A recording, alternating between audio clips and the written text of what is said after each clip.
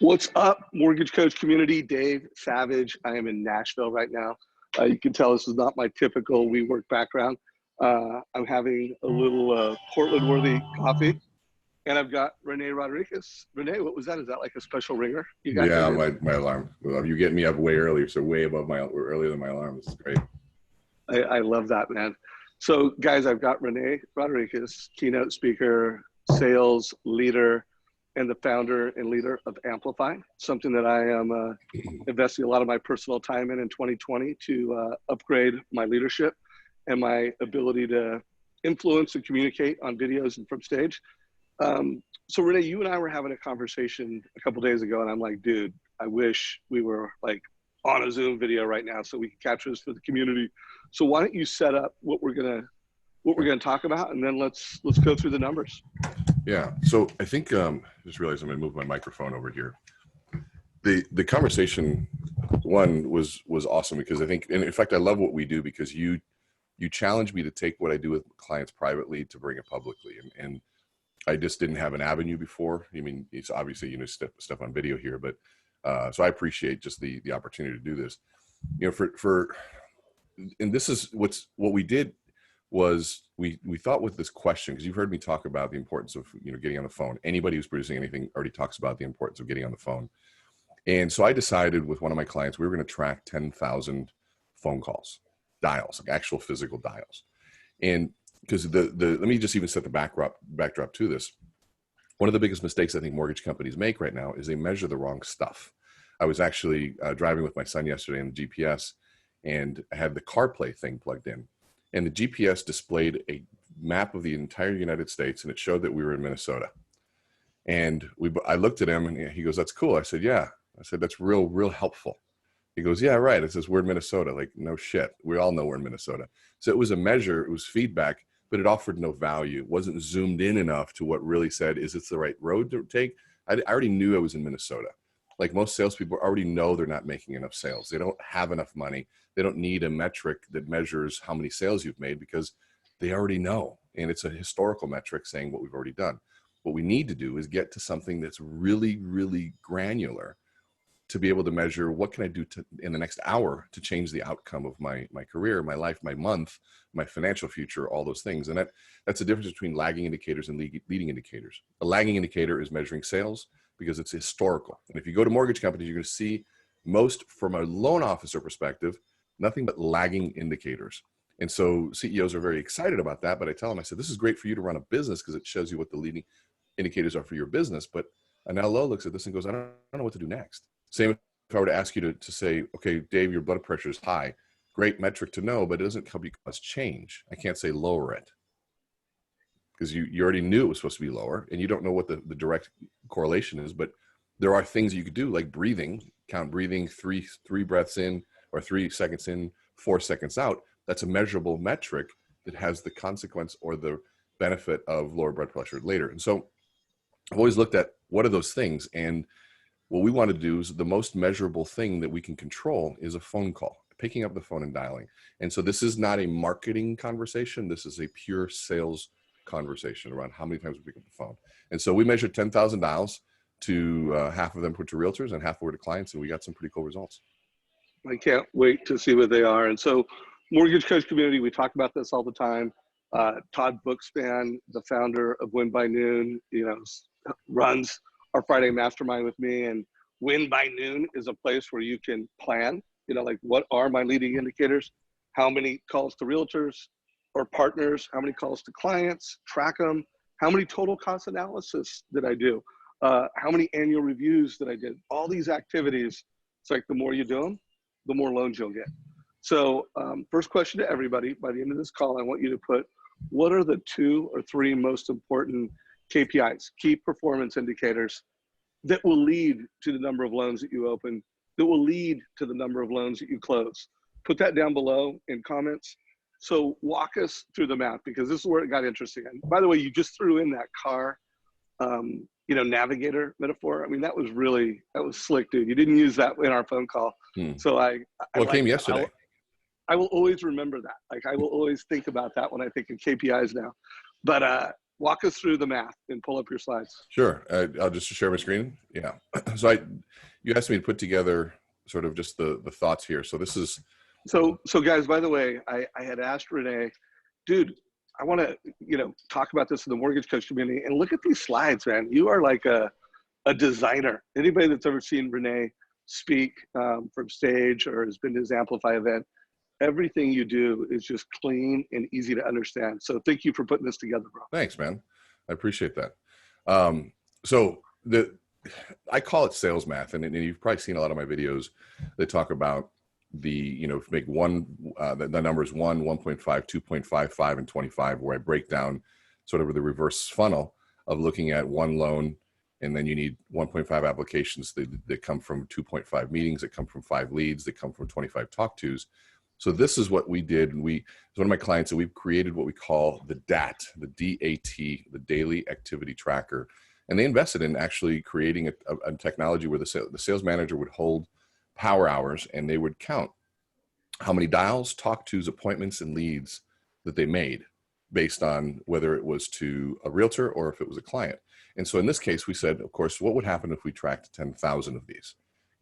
Literally 10,000 dials. And this is not a controlled study. This was, the controls we put in place were that the sales manager would have to sign off on every entry. So it was as controlled as it gets. And so I feel pretty confident about what it is. And I knew the sales managers, and they were very committed to the process. But so what would happen if we tracked controlled as we get in the mortgage space? In the mortgage space, it looks pretty good to me, bro. Yeah. And so, but remember, I'm a kind of a science background, so I'm a little nerdy when it comes to that.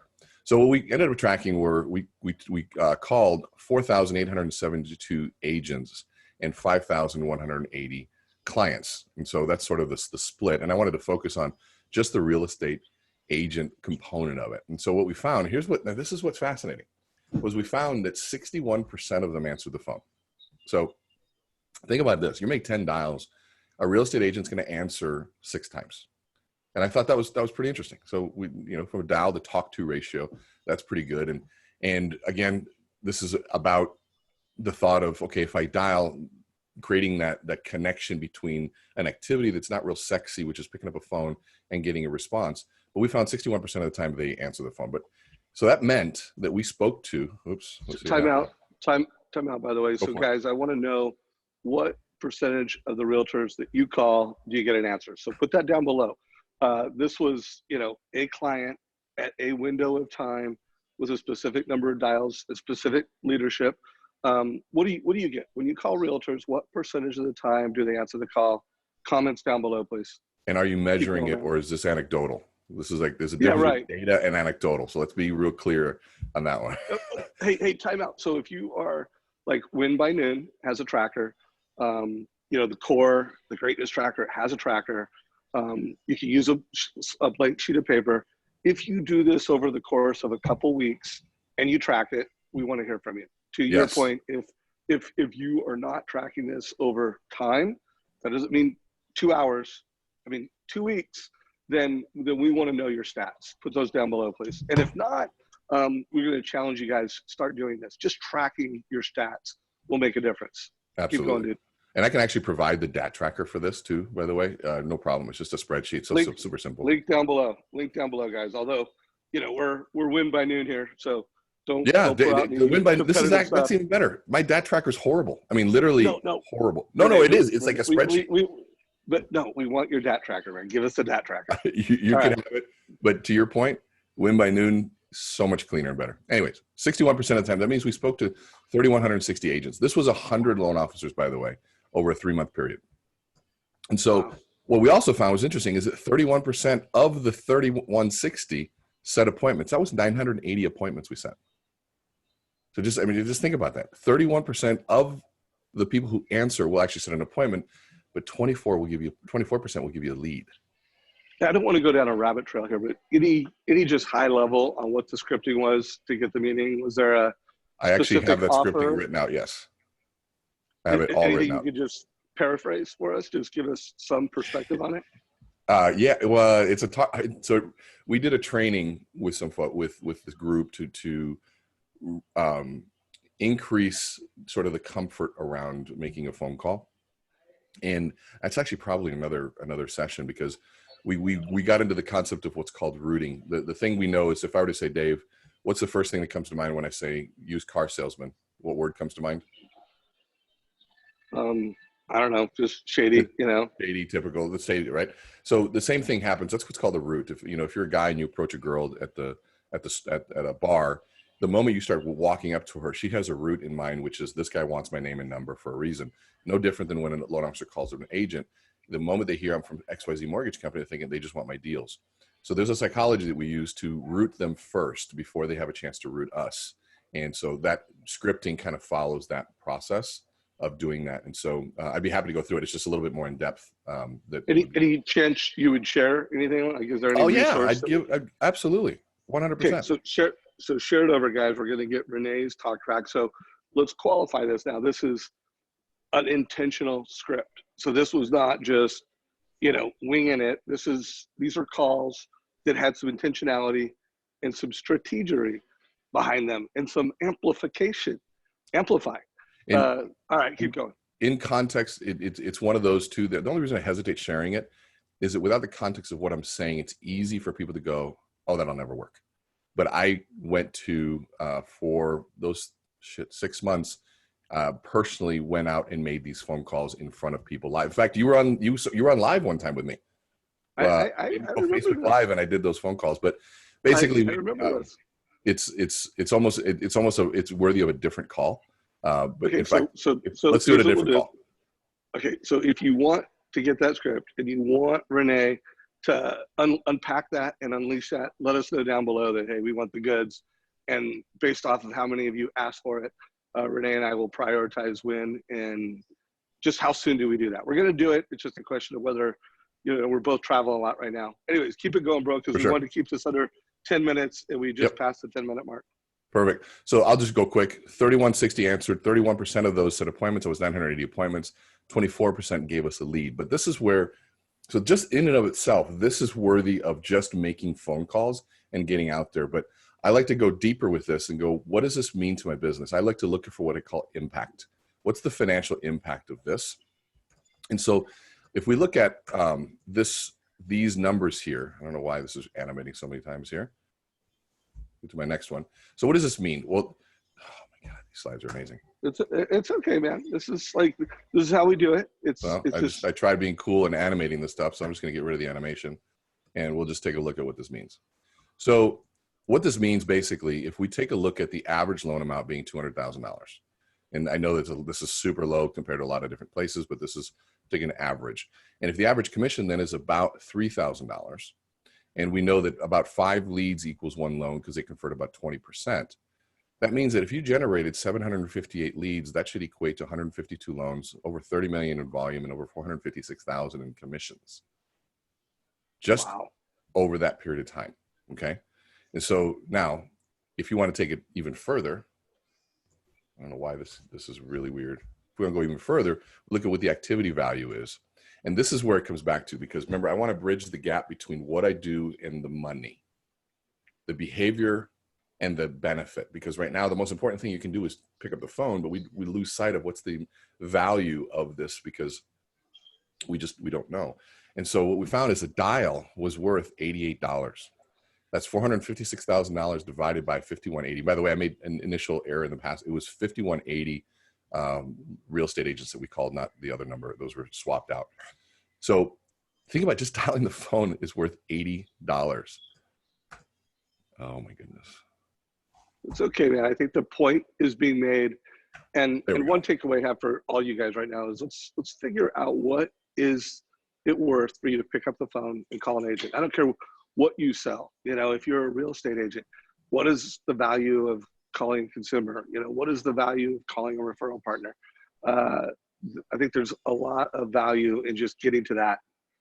Anyways, keep going, man. Sure. So now when you talk to somebody, if of the 3160, we divided that into there, it was $144 just to talk to somebody. That, I mean, name another business. I've always said it was $120 based on this math. And I've said it for 12, 15 years. And the research shows it was $144 just to talk to them. But here's what's interesting is your leads are also worth $601 Because if you generated 758 leads, divide that into 456,601, my math always came out to, my sales math, at $600 a lead. And to be $1 off after these many dials was mind blowing to me. And so at the end of the day, this just makes the case for everything that any top producer has been saying, which is pick up the phone and then get good at picking up the phone and talking to people. If you can do those things, everything else starts to roll out so much easier. And so really, this is just proving what, and I've shown this to some high level folks, a lot of CEOs, and 100% of them sit back and go, this is one of the most fascinating things that I've seen. And the only people that don't say that are the people that literally do not like picking up the phone. And it's a fascinating correlation. Okay, stop sharing your screen so we can close out with the full headshot of Rene Rodriguez, the man, the myth, the legend. So guys, this is really powerful. You know, sales math. I want you guys to just write that down. What's my sales math? You know, how many people am I calling? Track it. I'm here in Nashville, and I'm going to be speaking today and tomorrow for Churchill Mortgage. And one of the things they asked me to talk about is, what do top producers have in common? And, you know, one, I was thinking about the keynote that I watched Coach Bill Hart do recently, and he came up with, you know, what are the 6, it's now 7 things that they do, and prospecting is one of those things. Tracking, you know, what they do is one of those things. Time blocking is one of those things. Getting clear on, you know, your goals and what you're doing, it's one of those things. So literally, you know, from Bill Hart's top 6, number 7 is go all in. But 4 out of 6 all come down to you guys just tracking and time blocking and prospecting. So, and then you just added another way to look at it. What's your sales math? So guys, hopefully this will be a call and an interview that I'm doing that will get a lot of traction in the mortgage coach community. Hopefully I'll get a lot of comments down below with what's your sales math, and we'll look at the different sales math out there, and then let us know if you want Rene and I to go through his script. You know, if you want to have me bring him back, let me know the priority on that. And Rene, any last thoughts before we wrap it? Just pick up the phone, do what you already know what you need to do. If you're producing well, you saw this and you said, you know what, I knew this already. I knew this wasn't there. If you're underproducing, or if you're just getting started, then look at those who are producing and watch what they're doing. All this did is prove what already most of your community knows and is doing. So hopefully this provides a little bit of, you know, data behind it, but keep going out there and picking up that phone. Yeah, and check out, like, if you want to see what it looks like to have a best practice daily, weekly, monthly scorecard, go to Win by Noon, check it out. Rene is going to give us a link to his spreadsheet down below. And guys, if you have another spreadsheet, every coaching organization I know has a tracking form. That is the foundation to personal development. So feel free to share your tracking sheet down below. If you want to just take a picture of it, take